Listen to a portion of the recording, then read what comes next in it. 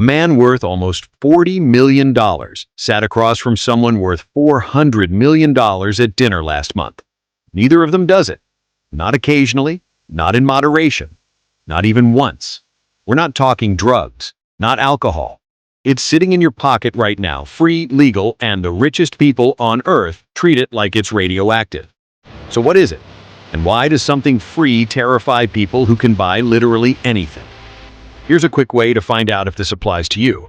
Name 5 videos you watched yesterday. Not movies, not full episodes. The short ones. The 15-second ones, the ones that loop. Most people freeze it too. Now the opposite. Name 3 movies from last month. A podcast episode.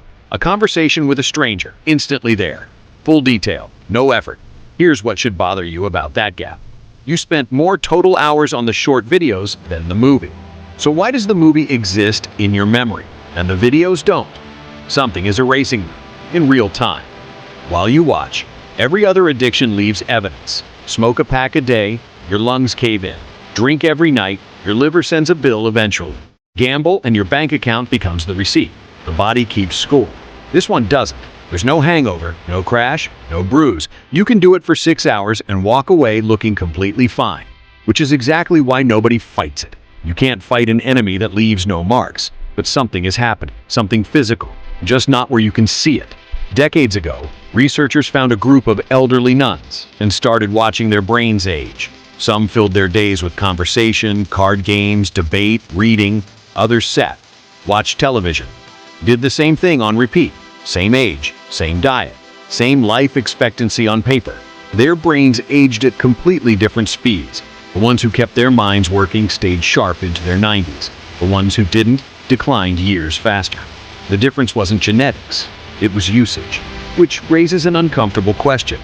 If a brain shrinks from sitting still mentally for a few hours a day, what happens to a brain that does that for 5? You've seen someone in a wheelchair before, paralyzed from the waist down. Look at their legs, not their face. Their legs, they're thin, almost frail, because the muscle that should be there isn't being used, so the body quietly takes it away. Nobody decided to shrink those legs. The body just stopped investing in something it wasn't using. Now here's the part nobody wants to hear.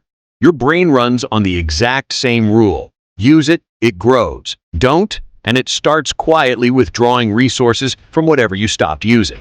There's no wheelchair for your attention span. No mirror that shows you it's happening. But it's happening. Possibly right now. Here's the mechanism, and it's almost embarrassingly simple. For a memory to stick, your brain needs time to actually process what it just saw. A few seconds, minimum, just to file it away. Short-form videos average around 10 seconds. That's not enough time. The next video is already loading before your brain finishes processing the last one. So nothing gets filed, nothing gets stored. You're not watching content, you're watching it disappear in real time, one swipe ahead of your own memory. Quick gut check. What was the video right before this one? If you're struggling to answer that too, you just felt the exact thing this entire video is about. Multiply that gap by hours, by years. You're not losing time. You're losing the version of your brain that could have remembered any of it. A researcher who studies peak mental performance once spent 9 days in total silence at a meditation retreat. No phone, no talking. 16 hours of meditation a day, every day. The moment he got into a cab afterward, his thumb hovered over his phone screen. Messages started loading in. He described the rush as almost intoxicating, just from notifications. After 9 days of nothing, his brain reacted to an email like it was a slot machine payout. The next day, something stranger happened. He sat down to do a task he'd been avoiding for months. Something boring, something he'd procrastinated on for weeks. He couldn't stop doing it. Hours disappeared. He was locked in like the task itself had become addicted. His brain hadn't gotten smarter overnight. It had gotten more sensitive. 9 days without cheap stimulation, and an ordinary task suddenly produced enough reward to hook him completely. Which means the opposite is also true. And that's the part that should actually worry you. The constant stream of fast, easy 10-second hits doesn't just waste time. It raises the bar for what your brain considers worth paying attention to.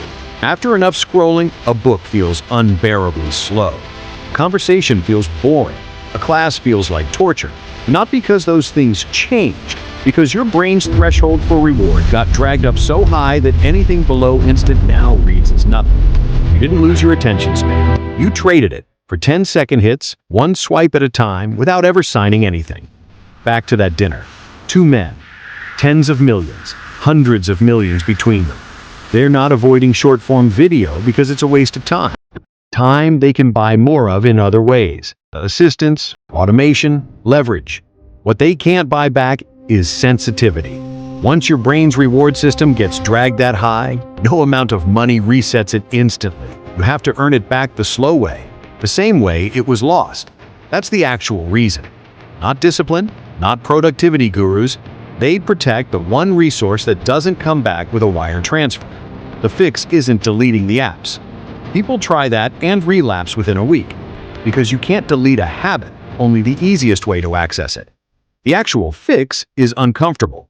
Get bored on purpose. Sit in a waiting room and don't touch your phone. Walk somewhere without anything in your ears. Let a line move slowly and just stand there. Every minute of boredom you survive without reaching for the dopamine hit is a tiny repair job on a system you didn't know was broken. You're not wasting that time. You're rebuilding the exact thing the scrolling took from you. Woman comes home late one night. Her mother's waiting. "How could you forget?" her mother asks. "It's my birthday." She had it written down, an actual reminder sitting unopened, buried under hours of videos she can't remember a single one of. That's the real price tag, not the screen time number sitting in your settings app. The version of today you won't remember in a year, traded for footage you won't remember tomorrow. You only get one brain. Nobody's manufacturing a second. Not for $40 million, not for $400 million. So, the next time your thumb hovers over that app, try to remember what you just watched. If you can't, that's your answer.